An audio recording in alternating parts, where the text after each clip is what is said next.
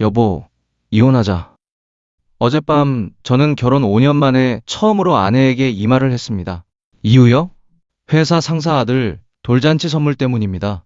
정확히는 한 돈짜리 금반지를 줄 거냐, 20만 원 현금을 줄 거냐의 문제였습니다. 말도 안 된다고요? 저도 압니다. 제가 말하고도 믿기지 않았으니까요. 하지만 지금 제 상황을 들어보시면 여러분도 이해하실 겁니다.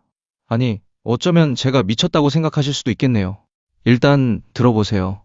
끝까지 들으시고 판단해 주세요. 저는 올해 39입니다. 중견기업에 다니는 과장이고 나름 회사에서 인정받는 편입니다. 아내와는 결혼한 지 5년 차고요. 5살 된 첫째와 이제 막 첫 돌을 지난 둘째, 두 아이가 있습니다. 이번 주말에 중요한 일정이 하나 있습니다. 제 회사 상사분의 아드님 돌잔치입니다. 정확히는 돌잔치는 안 하고 집에서 가족들끼리만 조촐하게 생일 축하하신다고 하는데요. 문제는 여기서 시작됩니다. 저는 금반지를 선물하고 싶다고 했습니다. 정확히는 한 돈짜리 금반지요. 아내는 20만 원 현금으로 충분하다고 합니다.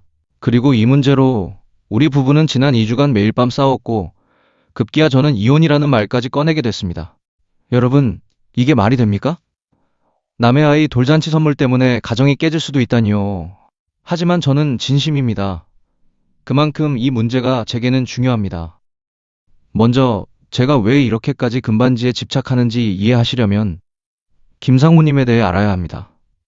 김상무님은 제 직속 상사의 바로 윗분입니다. 저보다 8살 많으시고요. 다음 달에 있을 임원 승진 심사에서 거의 확정적인 1순위십니다. 저는 입사 7년 차인데요. 입사 초기부터 김상무님 밑에서 일했습니다. 그분은 제게 단순한 상사가 아닙니다. 멘토입니다. 사회생활이라는 게 뭔지, 회사에서 어떻게 처신해야 하는지, 고객을 어떻게 대해야 하는지, 심지어 결혼생활 조언까지 정말 많은 걸 배웠습니다. 업무적인 것만이 아닙니다. 점심 한 끼, 커피 한 잔, 제가 몇 번이나 얻어먹었는지 모릅니다. 수십 번? 아니, 어쩌면 100번도 넘을 겁니다. 과장, 오늘 내가 쏜다 이 말을 얼마나 많이 들었는지요. 그런데 진짜 큰 건 따로 있습니다. 제 결혼식 때 100만 원의 축의금을 주셨습니다. 회사 상사가 후배 결혼식에 100만 원이요. 보통은 10만 원, 많아야 30만 원 아닙니까? 그리고 2년 전 장인어른 빙상 때는 30만 원, 작년 친아버님 부친상 때는 50만 원을 부의금으로 내주셨습니다. 여기까지만 해도 이미 180만 원입니다. 그런데 진짜는 이제부터입니다. 김상무님은 결혼을 늦게 하셨습니다. 40 중반에 결혼하셔서 부인분도 나이가 있으세요. 그래서 저희 애들이 먼저 태어났죠. 4년 전 제 첫째 아이 돌잔치였습니다. 당연히 김상무님을 초대했습니다. 상사분이시고 평소에도 잘 챙겨주시는 분이니까요. 상무님은 축의금 봉투를 주셨습니다. 집에 와서 확인했는데 현금이 아니었습니다. 한 돈짜리 금반지였습니다. 당시 금값이 한 돈이 3.75g이니까 약 25만 원어치였습니다. 가족 외에 돌반지를 해주는 경우는 잘 없는 것 같아서 부담스럽긴 했지만 감사한 마음으로 받았습니다. 그리고 2년 전 둘째 아이 돌잔치, 이번에도 김상무님을 초대했고 또 똑같이 한 돈짜리 금반지를 주셨습니다. 금값이 좀 올라서 약 45만 원이었습니다. 두 번의 돌잔치에서 저는 김상무님께 총 70만 원어치의 금반지를 받았습니다. 여기에 결혼식 축의금 100만 원, 빙상 부의금 30만 원, 부친상 부의금 50만 원까지 합치면 김상무님께 받은 게 총 250만 원입니다. 250만 원이요. 그런데 사실 이것보다 더 큰 게 있습니다. 김상무님은 정말 가끔씩 이런 말씀을 하셨습니다. 이 과장, 나 요즘 이 종목 보고 있는데 괜찮더라. 이 코인 한번 공부해봐. 강요는 아니었습니다. 그냥 정보 공유? 그 정도였어요. 저는 그 정보들을 듣고 제가 직접 공부하고 판단해서 투자했습니다. 물론 실패한 것도 있었어요. 어떤 종목은 마이너스 30% 손실을 보기도 했습니다. 하지만 성공한 것도 있었습니다. 특히 작년에 말씀하신 반도체 관련주는 정말 대박이었어요. 굳이 따지자면 순수익이 약 2천만 원 정도 됩니다. 물론 이건 제가 판단해서 투자한 겁니다. 상무님이 직접 해주신 건 아니에요. 실패했을 때도 상무님이 책임져 주신 것도 아니고요. 하지만 그 정보가 없었다면? 저는 그 기회조차 몰랐을 겁니다. 그리고 또 있습니다. 회사 생활에서 상무님이 저를 얼마나 챙겨주셨는지, 중요한 프로젝트에 저를 참여시켜 주셨고, 임원진 앞에서 발표할 기회도 주셨고, 실수했을 때는 덮어주시기도 했습니다. 이런 게 돈으로 환산이 되나요? 안 됩니다. 하지만 분명히 가치가 있는 것들입니다. 그리고 이번 주말입니다. 김상무님의 첫 아드님 돌입니다. 상무님은 결혼을 정말 늦게 하셨어요. 45세 결혼하셔서 부인분도 40이 넘으셨습니다. 그래서 아드님 하나 낳으시고, 솔직히 둘째는 계획이 없으시다고 하더라고요. 부인분도 이제 40 중반이시고요. 이게 마지막 기회입니다. 상무님께 받은 걸 갚을 수 있는 돌잔치는 따로 안 하신대요. 저희처럼 집에서 가족끼리만 조촐하게 하신답니다. 그럼 저는 뭘 해야 할까요? 아무것도 안 해도 될까요? 돌잔치가 없으니까? 저는 그럴 수 없었습니다. 제 첫째, 둘째 돌잔치 때 각각 한돈의 금반지를 주셨는데, 상님 아드님 돌 때 저는 아무것도 안 한다? 그게 말이 됩니까? 그래서 저는 아내에게 말했습니다. 여보, 김상무님 아드님한테 한돈짜리 금반지 선물하자. 돌잔치는 안 해도 우리가 받은 걸 생각하면 당연히 금반지 줘야지. 그게 돌이라고 생각했습니다. 받은 만큼 돌려주는 거. 그런데 아내의 반응은 미쳤어? 지금 금값이 얼만데? 아내의 첫 반응이었습니다. 맞습니다. 지금 금값은 미쳤습니다. 4년 전 첫째 돌잔치와 1년 전 둘째 돌잔치 때와는 비교도 할 수 없을 만큼이요. 그럼 지금 돌반지 한 돈이 얼마나? 거의 100만 원 정도 하더라고요. 우리가 받았을 때는 25만 원, 45만 원 시세였지만 지금 사려면 100만 원이 필요한 거죠. 아내는 냉정하게 계산했습니다. 우리가 받을 때 금값 기준으로 계산하면 첫째 때 25만 원, 둘째 때 45만 원이야. 맞지? 응. 그럼 평균 35만 원. 근데 그때 금값 기준이니까 지금 금값으로 환산하면 안 돼. 우리가 받았을 때 가치랑 비슷하게 줘야지. 그리고 지금 우리 가게 사정도 빠듯해. 그게 무슨 말이야? 우리가 받을 때 한돈이 약 24만 원이었어. 그러니까 24만 원어치만 주면 돼. 아니, 솔직히 돌잔치도 안 하는데 20만 원 현금이면 충분해. 20만 원. 저는 그 숫자가 너무 작게 느껴졌습니다. 20만 원은 너무 적지 않아? 상무님이 우리한테 얼마나 많이 주셨는데. 많이 줬으니까 우리가 20만 원이라도 주는 거지. 돌잔치도 안 하는데 사실 안 줘도 돼. 그래도 내가 양보해서 20만 원은 준다는 거야. 하지만 결혼식 축의금, 부의금도 있잖아. 아내가 끊었습니다. 그건 그때그때 하는 거잖아. 나중에 우리한테 경조사 생기면 그때 받으면 되지. 왜 그게 지금 돌잔치 선물이 돼? 맞는 말이긴 합니다. 하지만 뭔가 찝찝했습니다. 저는 다른 방법을 제안했습니다. 그럼 우리가 받았던 그 금반지 중 하나를 다시 주자. 어차피 안 팔고 보관만 하고 있잖아. 보증서도 있고. 좋은 아이디어라고 생각했습니다. 새로 살 필요 없이 받았던 걸 돌려주면 되니까요. 실제로 우리는 그 금반지를 금고에 넣어둔 채 한 번도 팔거나 쓴 적이 없었거든요. 근데 아내가 폭발했습니다. 그럼 우리가 지금까지 그 금반지 맡아주고 재테크 대신 해준 거야? 뭐? 4년, 2년 동안 우리가 보관해줬는데 그냥 돌려주라고? 그 사이에 금값 두세 배 올랐는데 그 수익은 우리 거 아니야? 하지만 우리가 받은 건데. 받은 건 맞지. 근데 그걸 다시 주는 건 말이 안 돼. 금 보관도 리스크가 도둑 맞을 수도 있고 분실할 수도 있잖아.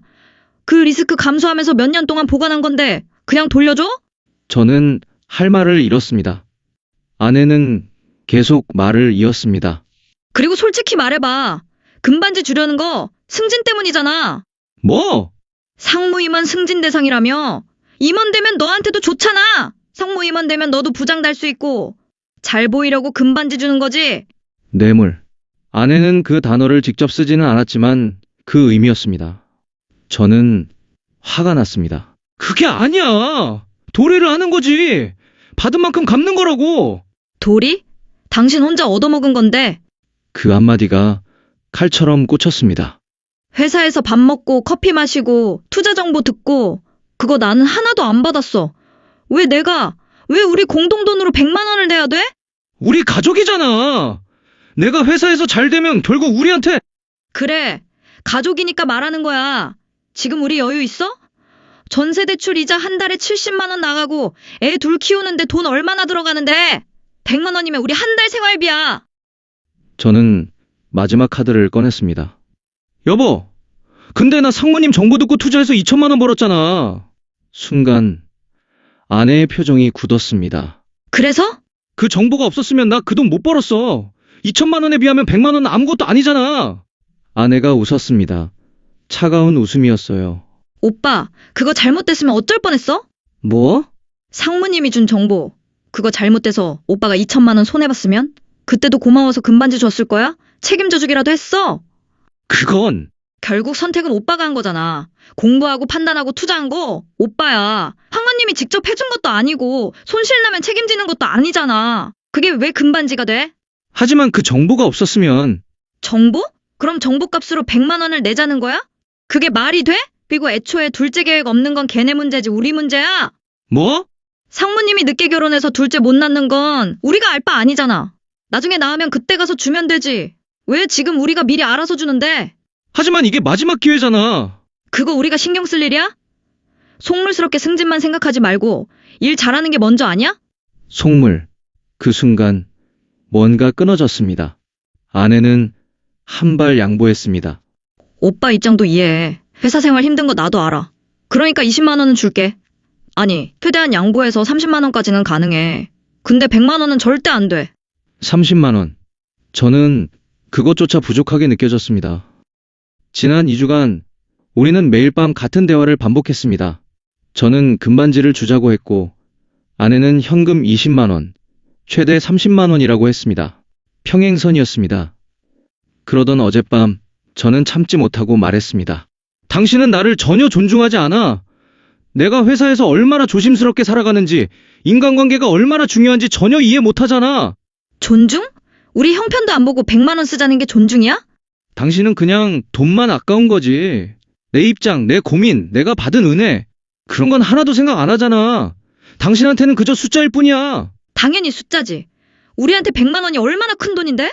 이렇게 사는 거 무슨 의미가 있어? 뭐? 가치관이 이렇게 다른데 같이 살 수 있을 것 같아? 아내가 멈췄습니다. 지금 뭐라고 한 거야? 이혼하자. 침묵이 흘렀습니다. 그리고 아내의 눈에서 눈물이 흘렀습니다. 돌잔치 선물 때문에 이혼을 하자고? 저도 말하고 나서 후회했습니다. 하지만 동시에 진심이기도 했습니다. 단순히 돌잔치 선물 문제가 아니라 우리의 가치관 차이 문제니까요. 은혜를 갚는 것에 대한 생각, 회사 생활에서 인간관계의 중요성, 그리고 부부 사이의 존중, 이런 것들이 맞지 않으면 앞으로도 계속 이런 일이 반복될 거라는 생각이 들었습니다. 그 이후로 우리는 제대로 된 대화를 못하고 있습니다. 돌잔치는 이번 주말입니다. 저는 여전히 금반지를 주고 싶습니다. 하지만 며칠 생각하다 보니 아내 말도 일리는 있습니다. 어떻게 하는 것이 현명한 선택일까요? 여러분이라면 어떻게 하시겠습니까? 안녕하세요. 결혼 3년차 직장인입니다. 김포에서 강남까지 출퇴근하면서 외벌이로 가정을 책임지고 있는 30대 중반 남편입니다. 오늘 제 이야기를 꺼내는 게 쉽지 않았습니다. 혹시 제가 너무 가부장적이고 이기적인 걸까요? 아니면 제 고민이 정당한 걸까요? 여러분의 솔직한 의견을 듣고 싶어서 이렇게 사연을 보냅니다. 결혼 초기는 정말 행복했습니다. 저희는 연애 2년 끝에 결혼했고 둘 다 직장 생활을 하고 있었죠. 주말이면 같이 장을 보러 가고 함께 간단한 요리를 하면서 와인 한잔 하는 게 우리만의 소소한 행복이었어요. 그런데 결혼 1년 차에 제가 직장을 옮기게 됐습니다. 연봉이 크게 올랐고 외벌이로도 충분히 생활할 수 있겠다는 판단이 섰죠. 그때까지만 해도 아내도 일하고 있었고 우리는 맞벌이 부부로서 집안일을 나눠서 하고 있었습니다. 그리고 바로 임신 소식이 들려왔어요. 계획했던 것보다 조금 빨랐지만 정말 기뻤습니다.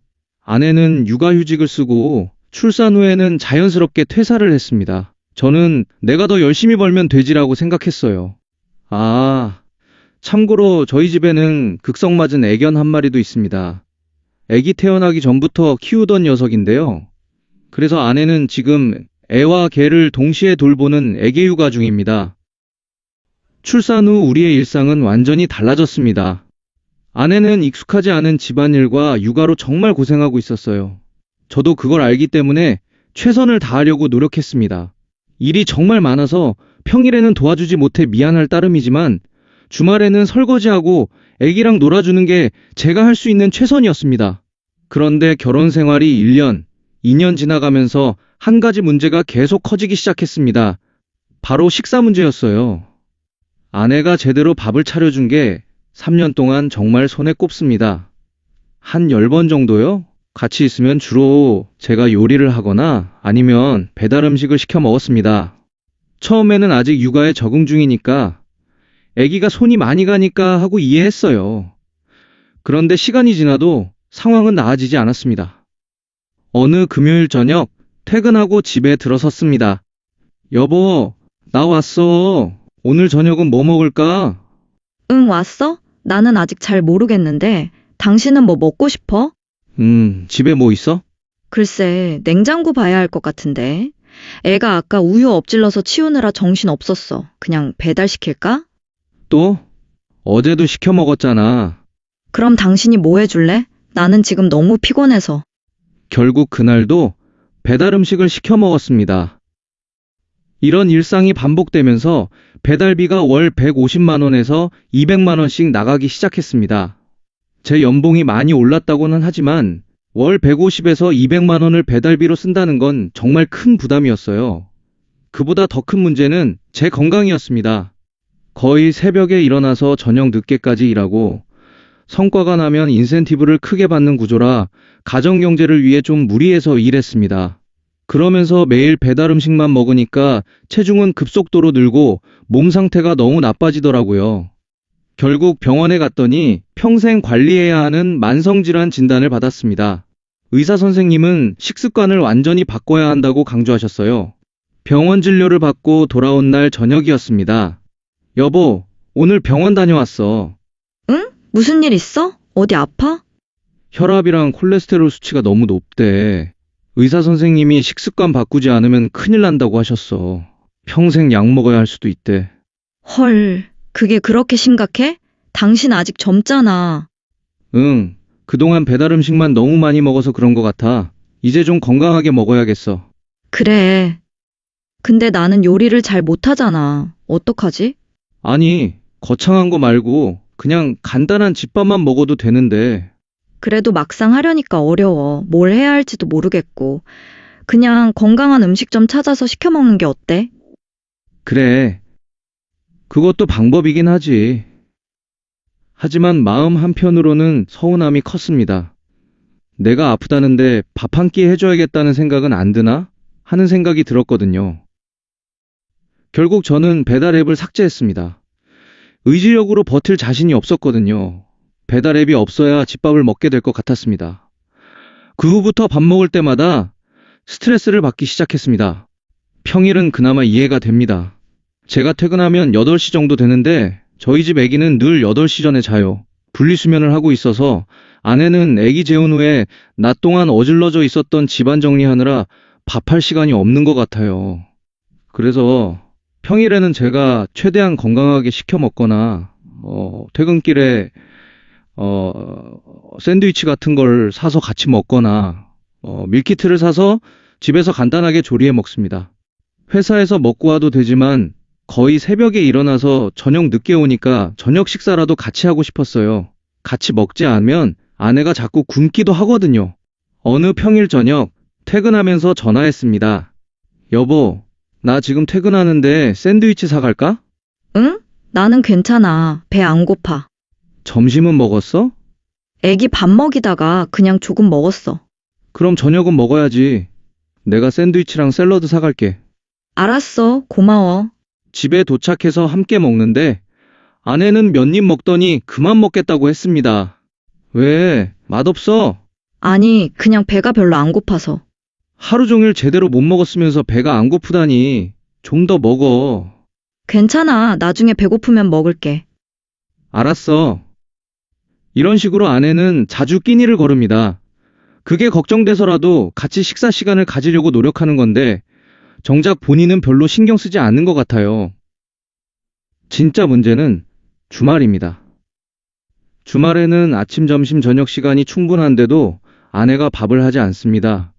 애기밥 준비는 정말 잘하는데요. 애기는 이유식부터 지금까지 직접 만든 음식만 먹이거든요. 그런데 우리 식사 시간만 되면 저한테 와서 오늘 뭐 먹어? 하고 물어봅니다. 아니면 나는 배 안 고파라고 하거나 밀키트 뭐 먹자 하고 막상 본인은 준비하지 않아요. 토요일 오전 11시 반쯤이었습니다. 여보, 우리 점심 뭐 먹지? 집에 뭐 있는데? 글쎄, 잘 모르겠는데 냉장고 한번 봐줄래? 계란이랑 야채 좀 있네. 볶음밥 해 먹을까? 응, 좋아. 그럼 당신이 해줘. 응. 알았어. 일요일 저녁도 마찬가지였습니다. 저녁은 뭐 먹어? 어제 산 밀키트 있잖아. 그거 해 먹자고 했잖아. 아, 맞다. 그거 할래?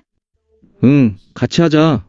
나는 애기 목욕 시켜야 해서 당신이 먼저 시작해 줄래? 나 금방 올게. 결국 제가 밀키트를 거의 다 준비하고 아내는 나중에 와서 조금 거들다가 같이 먹는 식입니다. 더 답답한 건 저희 집에 냉장고가 2대나 있다는 겁니다. 그런데 냉장고 안에 있는 음식들은 대부분 유통기한이 지나거나 썩어서 버려집니다. 가끔 제가 주말에 장을 봐오면 아내가 왜 이렇게 많이 샀어? 라고 물어봅니다. 그런데 정작 냉장고에는 먹을 게 없어요. 일주일 전에 산 채소들은 시들어 있고 고기는 유통기한이 지났고 일요일 오후 냉장고를 정리하다가 발견한 것들이 있었습니다. 여보, 이 파프리카 언제 산 거야? 완전히 썩었는데. 그거 지난주에 샀던 건가? 까먹었네. 그리고 이 닭가슴살도 유통기한 3일 지났어. 이거 먹으려고 산 거 아니었어? 아, 맞다. 샐러드 해 먹으려고 했었는데 깜빡했어. 미안. 이것만 해도 2에서 3만 원 될 텐데. 이러다가 다 버리게 되면 장 보는 의미가 없잖아. 알아. 내가 정신이 없어서 그래.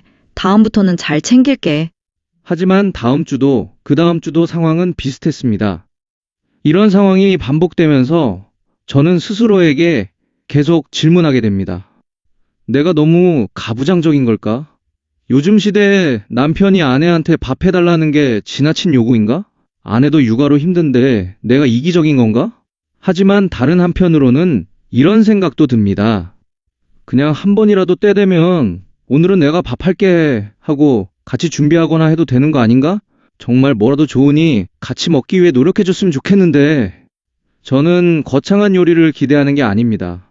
된장찌개 하나, 김치볶음밥 한 그릇이라도 좋아요. 그냥 우리 같이 밥 먹자는 마음, 그 노력이 보였으면 하는 거예요. 아내에게 직접 말을 해볼까도 생각했지만 괜히 말했다가 너는 육아가 얼마나 힘든지 몰라. 나도 하루 종일 애 보느라 힘들어. 이런 말 들을까봐 차마 꺼내지 못하고 있습니다. 실제로 한번 조심스럽게 말을 꺼낸 적이 있었어요. 어느 주말 저녁이었습니다. 여보, 나 요즘 건강 때문에 집밥을 좀 먹어야 할 것 같아서 그러는데. 응, 알아. 그래서 요즘 배달도 건강한 걸로 시키고 있잖아. 그게 아니라 아예 집에서 해 먹으면 어떨까 싶어서. 나보고 하라는 거야? 나는 하루 종일 애 보느라 지쳐 있는데. 아니, 그게 아니라 우리 같이. 당신이 요리 더 잘하잖아. 내가 하면 맛도 없는데 뭐. 그래, 알았어. 그 이후로는 다시 이 주제를 꺼내지 못하고 있습니다. 이제 결혼 4년 차를 향해 가고 있습니다. 아이는 너무 예쁘게 잘 자라주고 있어요. 강아지도 건강하고요. 이 식사 문제만 빼면 부부관계에서 아무런 문제가 없습니다. 아내는 정말 좋은 엄마이고 아기를 정성스럽게 돌봅니다. 집안도 나름 깔끔하게 유지하려고 노력하고요. 저도 아내가 힘들다는 걸 압니다. 육아가 얼마나 고되고 외로운 일인지도 알아요. 그래서 제가 더 노력해야 한다고 스스로를 다독이며 지내고 있습니다. 하지만 솔직히 말하면 너무 힘이 듭니다. 매일 아침 눈 뜨면 오늘 저녁은 뭘 먹지? 고민하고 퇴근길에 뭘 사갈지 생각하고 주말마다 식사 준비를 책임져야 한다는 게 부담스러워요. 여러분, 제가 너무 가부장적이고 이기적인 걸까요? 요즘 시대에 남편이 아내한테 밥 해달라고 하는 게 말이 안 되는 걸까요? 아니면 외벌이로 경제적 책임을 지고 있고 건강까지 나빠진 상황에서 집밥을 원하는 게 정당한 요구일까요? 아내에게 어떻게 말을 꺼내야 할까요? 아니면 제가 이 상황을 그냥 받아들이고 계속 제가 요리를 하거나 밀키트에 의존해야 할까요? 같은 상황을 경험하신 분들, 혹은 반대로 육아로 힘들어하는 입장에 계신 분들, 모두의 솔직한 의견이 듣고 싶습니다. 댓글로 여러분의 생각을 들려주세요. 제가 어떻게 해야 할까요?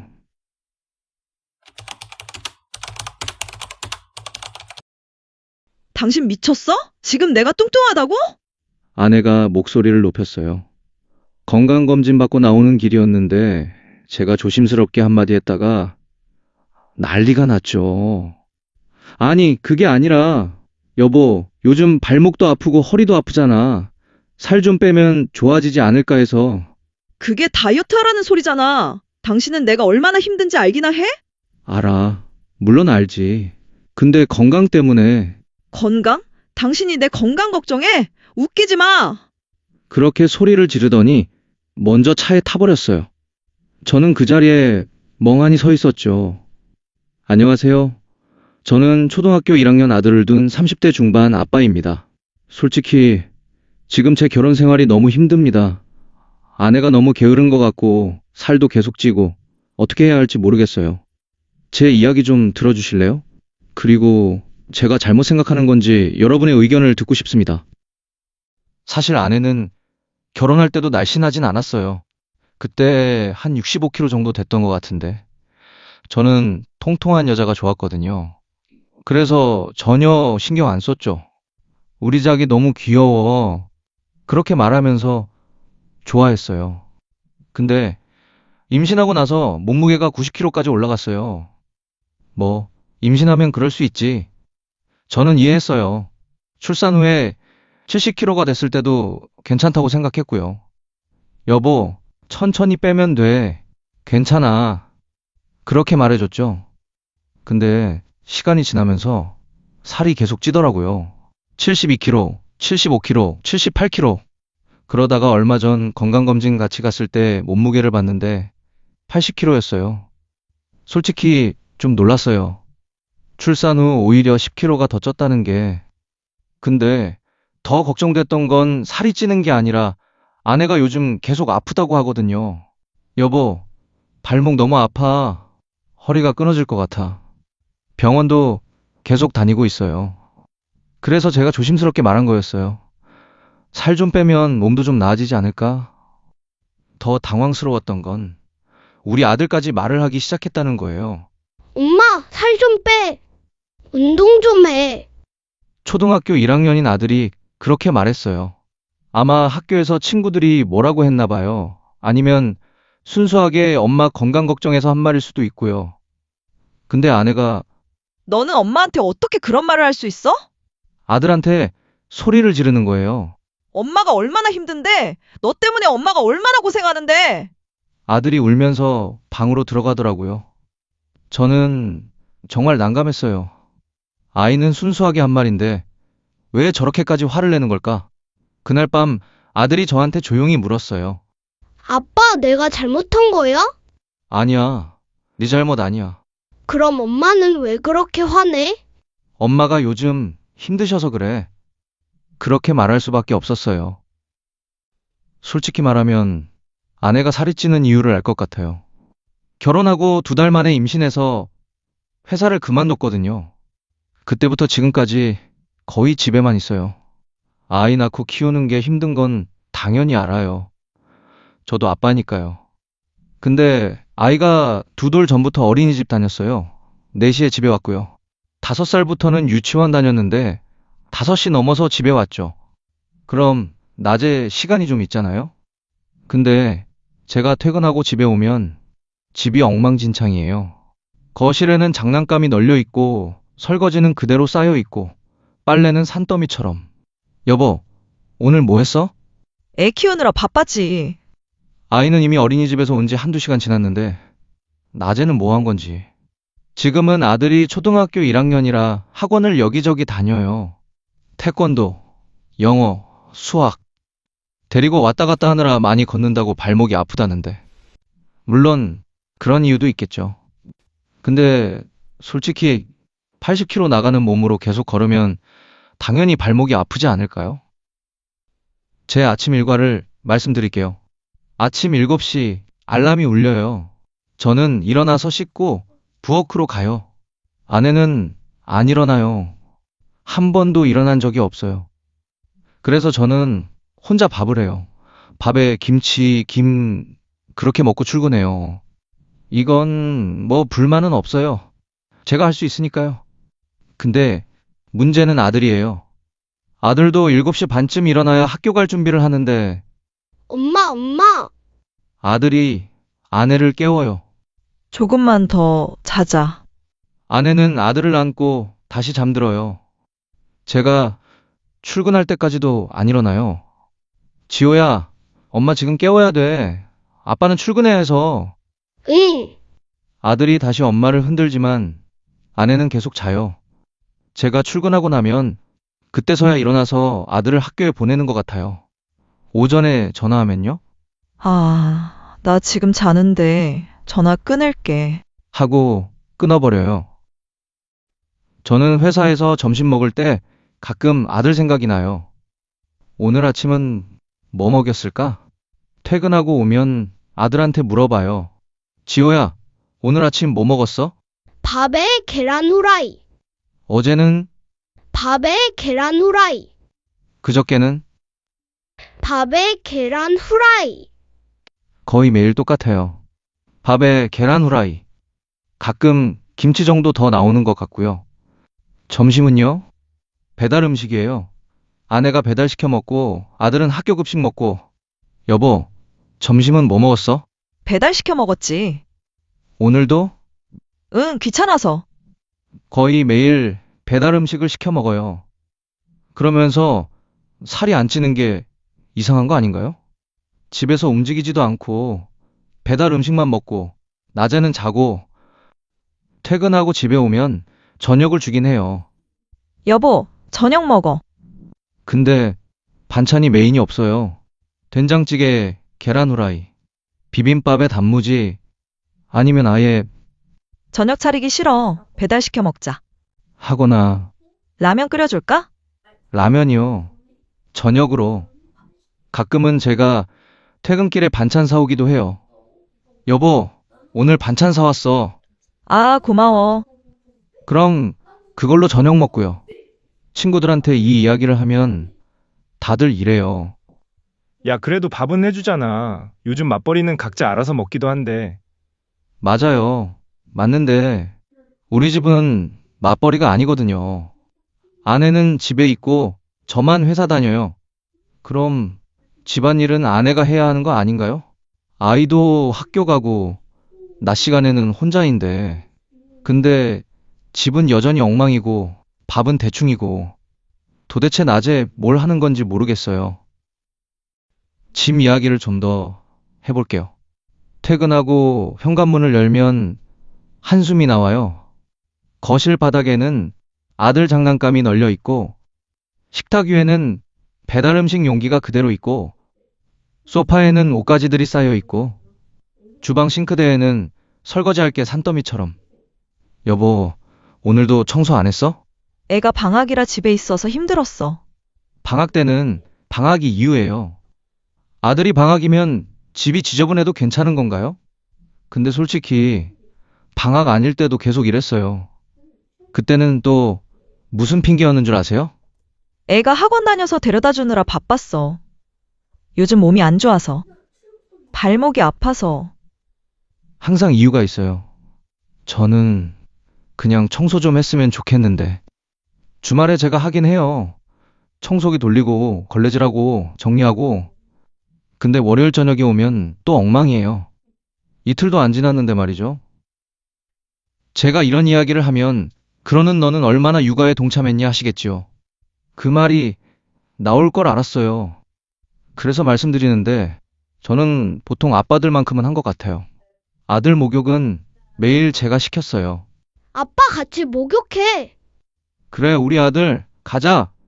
분유 먹을 때는 새벽 4시에 일어나서 교대로 먹이고 출근했어요. 주말에 아내가 11시 넘어서 일어나면 저는 아들 아침 챙겨주고 같이 먹었어요. 지호야, 아빠랑 계란밥 해 먹을까? 좋아. 둘이서 밥 먹고 놀이터 가고 집에서 놀고 아내가 일어나면 그때가 점심시간이에요. 그럼 또 배달 음식 시켜 먹고요. 저는 정말 최선을 다했다고 생각해요. 회사 다니면서 할 수 있는 건 다 했어요. 근데 아내는 집에만 있으면서 왜 이렇게 힘들어하는 걸까요? 아이가 학교 가면 낮에는 혼자인데 그 시간에 뭘 하는 건지 정말 모르겠어요. 주말 아침 9시 저는 일어나요. 아들도 일어나요. 아빠 배고파. 그래, 아빠가 밥 해줄게. 아내는 자고 있어요. 10시, 11시, 11시 반. 거의 정오가 되어서야 일어나요. 잘 잤어? 응, 피곤해. 주말인데 뭐가 피곤한 건지.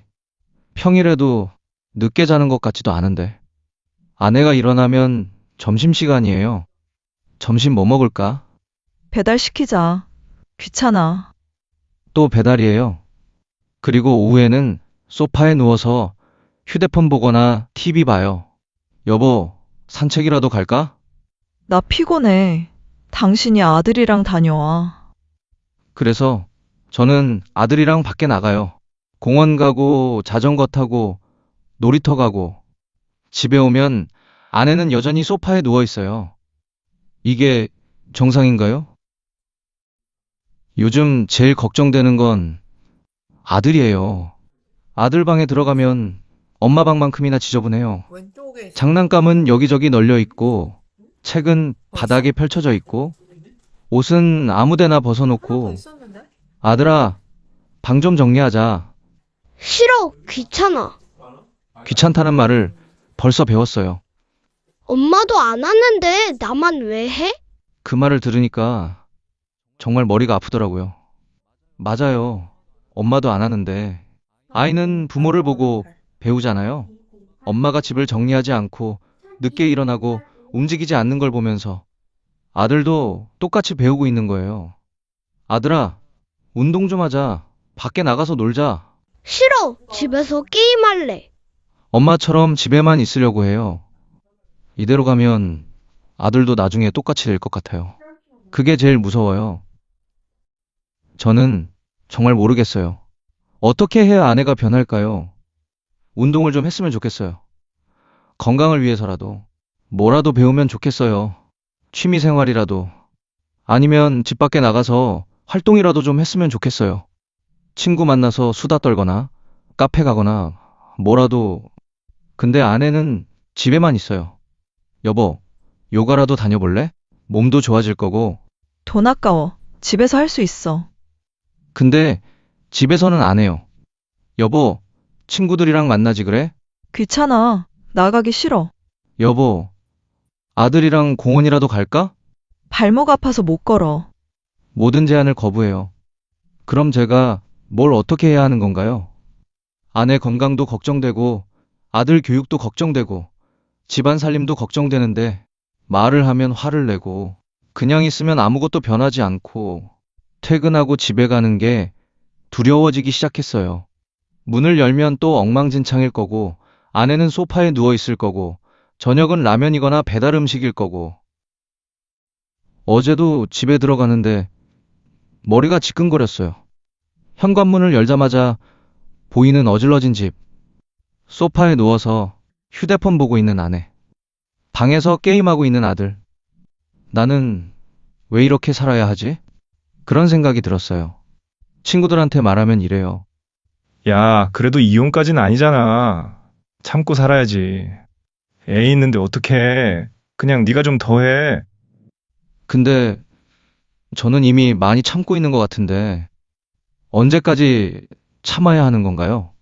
저는 아내가 다이어트를 하고 운동을 하고 뭐라도 활동을 했으면 좋겠어요.